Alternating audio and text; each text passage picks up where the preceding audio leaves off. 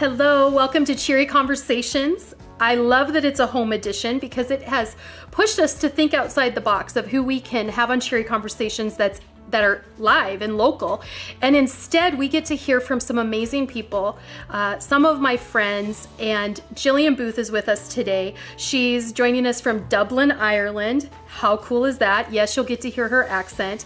Her and Shaun have been our friends now for 3-4 years, and we were a part of helping them plant their church in Dublin, Ireland. We just got behind them from a financial standpoint and a heart standpoint.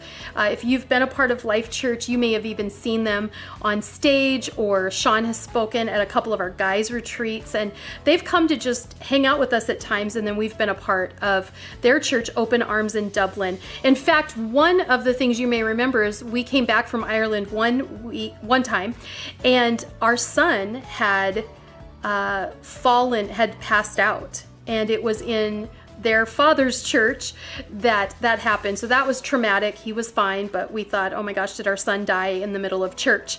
And so we've lived some life with them too. And so I'm so glad to have Gillian with me here today. So Gillian, we're going to talk today about the fact that you planted a church a couple years ago now, and right now you're not even meeting in church. What are the challenges in Ireland before you ever have to deal with the fact now you can't meet or assemble together? What's Ireland's landscape like? Well, that's a good question, Sonny. At the moment, we're in this space of uncertainty. So we are definitely leaning into what our God is saying and how He's leading us and how He wants us to be the church outside of a building. And it's taken lots of hours of thinking and planning, and the surprising thing is that we have continued to gain momentum, and people have still came to know the Lord. In fact, we have people joining our church like never before since we've been online. Wow. So to us, that is like, this is a God thing, because it's totally blown our mind, because we have always had the mindset that we need to meet on a Sunday, but we have just seen so much momentum online and people gathering from all over Ireland and wanting to join our church and hearing the life-giving message of Jesus Christ for the very first time. So, wow. In this uncertainty, we are definitely seen lots of fruit and lots of lives still being saved. So now talk about the Irish people, because there's a history when it comes to religion, organized religion, church, because Ireland, a lot of Europe would be considered post-church, meaning they've tried it, their families were very, very active, I guess you would say, or a part of an organized religion. And Ireland tends to be that post-church, I already tried it, or my family tried it, I don't need it. So talk about the landscape of Ireland and maybe even why it's that way. Yes. Well, I think myself and my husband we're nearly 3 years into a church plant. And when we told a lot of our friends and family that we were going to church plant, they thought we were crazy because Ireland is full of churches. But the difference is Ireland has a history with institutional church. So it's been religious, and we had Catholicism had a huge stronghold in Ireland. So when people experienced church, they didn't experience Jesus, they experienced religion, they experienced rules and regulations. And in fact, a lot of people in the past experienced a lot of abuse through the church. And so myself and my husband, when we chose to church plant, we were up against, not saying that we are the church, but bringing Jesus Christ to Ireland. And that hasn't been without its challenges, but we are seeing amazing fruit because people know it's not religious based, but it's rather faith based. And so so when we say church in Ireland, that could mean 100 different things. So we are so conscious that we speak about Jesus constantly. Okay. Which would be similar to, I mean, you guys have to do it on like that next level, but it would be similar. And we always said, gosh, we feel so connected because it feels so similar to our region of the United States, which is that, oh, I might be, you know, this religion, I might be Catholic my whole life. I don't really go to church, but I've been that for generations, or I still am that. But that we have to talk about the difference is it's about pointing to Jesus, relationship with Jesus, and we really lead with Jesus. And it feels like you guys have had to do that. Do you also find that because in Ireland, people are just like, yeah, what I've seen in the past, I'm not interested in organized religion. Have you found that, or do you think that that's why online has been so successful? Because people don't have to like get up, get dressed, come to a building. They can check it out even if they're not interested in the whole thing. They could be curious and they could check it out online. I think that's a great question, Sonny. What we're experiencing is, and especially Irish people in particular, we can be very skeptical, and we're slow to trust. So even if missionaries come into Ireland and they're going to plant a church, Irish people are very reluctant to jump on board unless they know them. So we're very relationship, and we tend to try to get to know people for a long period of time before we actually trust them. So I think with the online, the success of that has been that people can be present online without us knowing they're there, and they can see how real and authentic we are in our Jesus journey. And then they do private messages, and you were like, wow, I didn't know church could be like this. Wow. And you know, because I think especially in our mindset, we such a shame culture here, and that's come unfortunately through the church of the past, and people in Ireland definitely feel like they have to get their lives right before they come to church. And online has been an amazing way that they can just come as we come into their homes. They don't have to come to us. And we've seen amazing fruit so far. So, so I think shame culture has been a big aspect of the barrier between people actually letting Jesus see them and coming to Jesus just as they are. Mm-hmm. Well, and I think you and Shaun have had probably success as well in that people will want to get to know you because you're very relational, you're very down to earth, and you also look cool. Like you know, you don't look like, oh, I wear, you know, church lady clothes and Shaun's in, you know, a collar or a suit and tie, because if it's a trust thing, there's things you do to just break down barriers. That's why I think people who just talk to their neighbor about Jesus or their coworker are way more effective than leaving it up to pastors to get this world saved and changed. Because you're way more effective with the person you sit next to at work in all things, like encouraging certain movies and new albums that came out, as well as what you do when it comes to Jesus. So you guys have that kind of that factor of you're relevant, and I think that's important. One thing I would say, and I would want to ask you, because I think a lot of Americans, it's on their bucket list to come to Ireland. I know that, you know, I knew I'd want to go to Ireland someday, but there's some things that I think when people are ignorant or naive, they think will play well in Ireland. And I think it's no different than the things we think we can say in America or anywhere with different classes of people or races of people. And we tend to just spout off things and we think, oh, we're making relationship with this person. And actually it makes them back off more. One of the things I noticed about Irish people is that when we came over, Shaun, it didn't serve Shaun well, and he's not this kind anyway, but my Shaun, when he came to Ireland and he'd say his last name was Hennessy, rather than him like saying it like, yeah, my name's Hennessy, I mean, I come from a long line of Irish people, because here's the fact, almost, you know, it feels like everybody from America says I have ties to Ireland. So then people come to visit, or like you said, they come to do church, but just come to visit, and they're trying to like impress Irish people with my family's from the Cork area, or this is my surname. So what are some other tips for people when they come to Ireland? Because here's the other thing, sometimes they can they think, or they think we're Christians when we come over to Ireland, or they know we are, and then we say dumb things. We actually shoot ourselves in the foot and make Jesus look bad. So what are some, stay away from those statements, those words, that way of coming across to Irish people you can help us with? That's a great question. I think one of the main things is, if people come to Ireland, don't assume you're coming to rescue this uncivilized people. You know, we're quite civilized these days, and we're doing very well. But you know, I think relationship is key to Ireland. It's sitting down, and you know, the big key is immersing yourself in our culture and sitting with someone at their kitchen table, and you know, not, you know, Irish people are a bit funny as well. We're, you know, it's the whole saying of don't rise above your station, and we don't like to be told what to do, I suppose. But you know, like, just come and be, and don't try and change us, I suppose. But just love hard. And you know, a lot of Irish people would be like, you know, they'd be testing the fruit of it, you know, and it's just in us. I don't know if I'm generalizing, but you know, we're looking and we're seeing who's authentic and who to trust and who to give our lives to, because when we love hard.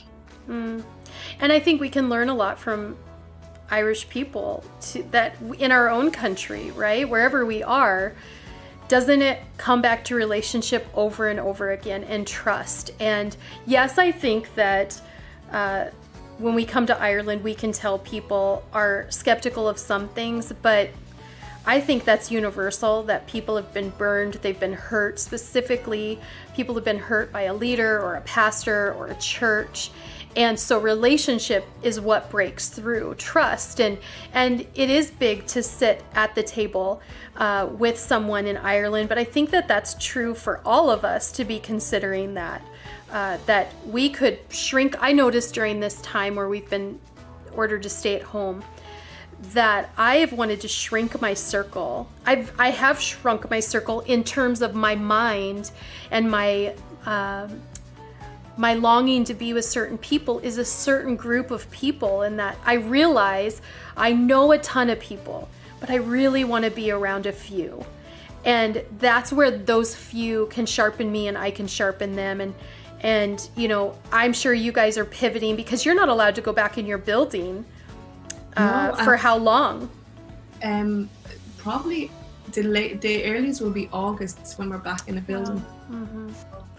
Yeah. So you're having to lean into, people are gonna need to talk about Jesus in their home, have church in their home. We're changing from talking about going to church to going to a building, because we've been having church all over the place. And like you said, more people are coming to Jesus. I think that those who are already Christians, or already Jesus people, as you guys call them, we call them, have to realize that, like, this isn't all about us. That if it's working really well to reach people who we weren't reaching before inside our four walls, then let's all be excited about that, right? Have you had any of your people kind of push back, like, you know, maybe they came from organized religion, so to them the building is holy and sacred, and they've been like checked out, or they're like, I can't believe we're not meeting yet? How has that worked with those kind of people for you guys? Yeah, we haven't experienced that yet, and I think because we're still under strict restrictions, so we haven't. We are only in phase 1 of our restrictions being lifted. So far our congregation have been amazing, and I think maybe that's because a lot of people have come from organized religion and are so much more open and aware that church is not the building church is you are. So thankfully we haven't had that kickback, and surprisingly we've had a lot of like emails and text messages, because Shaun and I would be pushing our people, we're mobilizing our people to be the church, and we're showing them what that looks like. So maybe to share or host a party, watch party on Facebook, and we've got emails that are saying, my neighbour joined and she would never come to church and she loved it, and my sister in South Africa, she now considers herself part of Open Arms Church, and she just loves the community. And we've been blown away by this, because we've never done online before the pandemic, so we didn't know what that was going to look like for us. So we've had good feedback so far. Mm-hmm. There are pastors and leaders that will watch this. So what is a fear or some fear you have at this time? Fear in relation to church would be that, people would get fed up online, and they would get bored. I never want online to become about entertainment, but I want our congregation to still feel part of something and to experience Jesus, even though the location of where we're meeting is different. So a big fear would be that people would fall away, I suppose, from community, or shop around for churches, and not commit themselves to any one location. Right. Yeah, it is a interesting time, because I know for us, and I think you guys also, as much as you may fear that, you have a peace that this is actually reaching people. And I think that I think you're feeling, and other pastors are feeling this, just hold the line, just wait, because there's so much more to this and for this than you can see right now. Yeah, and I think, the enemy, we have to be aware that we are gaining much more territory than we ever could by technology, and the enemy is not going to like that. So he is going to bring, Shaun and I spoke during the week, and we're like, both of us are fearing or feeling this, and we're like, hold on a minute, we are in a spiritual battle. We are actually going into people's homes like we never before. The enemy isn't going to like it. So we're being more bold and courageous and speaking God's truth all throughout our home every day. We have the kids saying it, we have worship on in the background constantly, and we're just praying over our lives. We're arming ourselves with God's truth and confidence and boldness. Yeah. And isn't this just true of leadership as a whole, whether you're a pastor or not, that it starts with us, and it starts in our home? Not even leadership, just everything about life starts with us, starts in our home. So you guys are leading the way by leading your 3 adorable boys in the home with worship music, what you just talked about. Like that's how we can be trusted with what God wants to give to Open Arms, 2 locations now. You guys are the pastors of in the Dublin area, and I believe many more to come. So we love you and Shaun. I'm so grateful that you could give some insight. And honestly, I think when we can hear other people's story, we can hear about another country and then realize, wow, that's very similar to what I live in my city. And this is a different way of looking at it. I think that's so important. Ireland is civilized. Let's face it, when you can, 3 years ago, you were getting Wi-Fi when you were walking by a park or you were in a gas station. Just open Wi-Fi. And I'm like, and they were using the card reader at your table. The chip was 2 years ahead of America. And so, to think that we come over and you guys are all sheep herders. I have a funny story. I lived in New York for a period of time, and because of my accent, I pronounce my words a little bit better these days. But when I went to New York, they were like, "Are you speaking Gaelic?" And I was like, "No, I'm speaking English." And she's like, "I thought all Irish people wore pedal pushers," and I'm like, "What's pedal pushers?" So we are very we're on trend. Yes, you guys are actually ahead of us in fashion. I mean, maybe you're on par with New York or Australia or London, but you guys are ahead of us about a year to 3 years, depending on it, in technology, in fashion, in industry. I've been blown away by, and I didn't think we were gonna go. Of course, I came from a sheep ranch, so that doesn't scare me, and I didn't think that's how it would look in Ireland. But definitely our favorite country outside of the United States, for sure. And I think our people have loved getting to know you and Shaun. I would encourage people, if you're watching this, to check out Gillian. Tell them your website so they can follow and keep up with you on Facebook and stuff. It's openarms.ie. Nice. IE and not .com. That's So IE Ireland. Yeah, Ireland. So, and you may not know this, but there is Northern Ireland, and then there's the Republic of Ireland. So another key thing, Gillian could give you a little glossary of don't say this, say this. That you're not picky, but I know it has helped me getting to know the Irish culture, and I think that's important just in life, that we get to know who are the people we're connected with, who is our audience. Let's get to know them. But there's some things you get over there and you go, okay, I shouldn't be a dummy about this, and we learned quickly. But I think that if you're a part of watching what's going on with Open Arms, you're seeing if you're a part of Life Church, you're seeing what you're a part of. And it's been awesome to be partnered with these two and their wonderful staff and their cute little boys. And so thanks, Gillian, for being here with us. We love you so much. And thanks for being on with us for Cheery Conversations. If you'd like to connect with me directly, you can go to sonnyhennessy.com. We would love to hear from you. So love you, Gillian, and love you, everyone. We'll see you next week. Bye.